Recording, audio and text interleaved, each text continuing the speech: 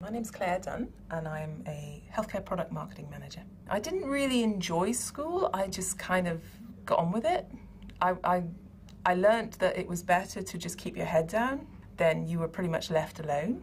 Our careers advisor was part-time, he was also the technical drawing teacher. He and I sat down for a chat and he opened up his book and he showed me the traditional kind of, nursery nursing, insurance, banking, hairdressing. So I asked him for something I didn't think he'd be able to produce. I asked him if I could be a train driver and told him that was my ambition. I think he was delighted actually because he used to work at British Aerospace. I found out later he worked there for 12 years and he got in touch with his former employers and said, I've got a possible student here for you. Can you take her for work experience? I came away thinking this was the best thing ever and that this is what I wanted to do. So I decided that was going to be my future. No more college or A-levels or the traditional route. I was going to be an engineer. I was going to go and work for British Aerospace.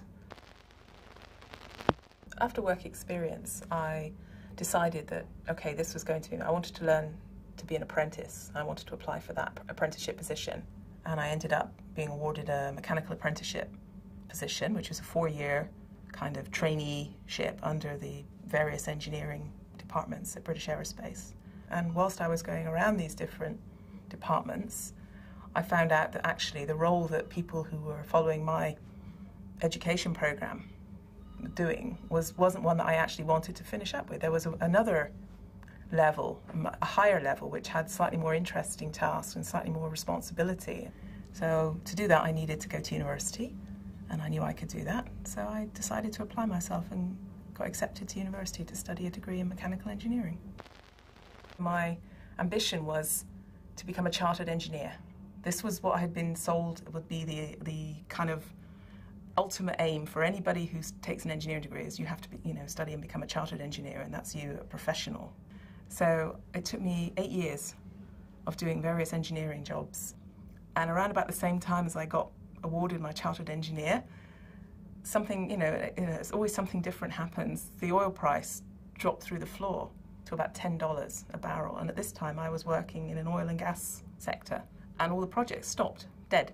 All the money was put on hold. There was nothing for anybody to do. We were just going around sort of filing and, drawing up fancy plans on paper that were never going to happen anywhere. And I thought, this is nonsense. I don't want to do this anymore.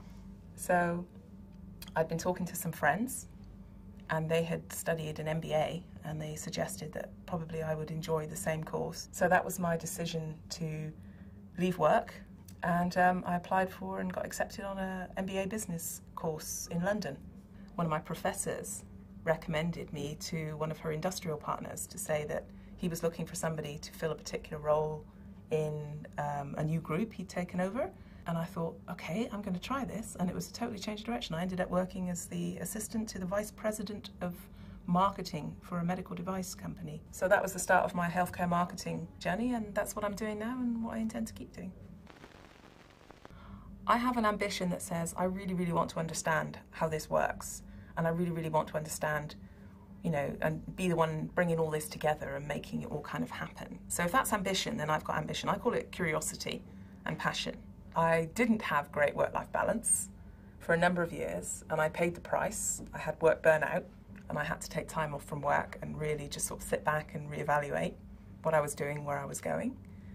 And I think I'm more aware now that in order for you to be, or in order for me to be successful and to really enjoy what I'm doing in my work, then I have to have a really satisfying life outside of work. I have to have good friends.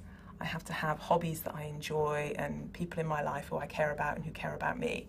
So I've learnt to try different things, and it's amazing where your inspiration and your ideas for what you want to do next come from.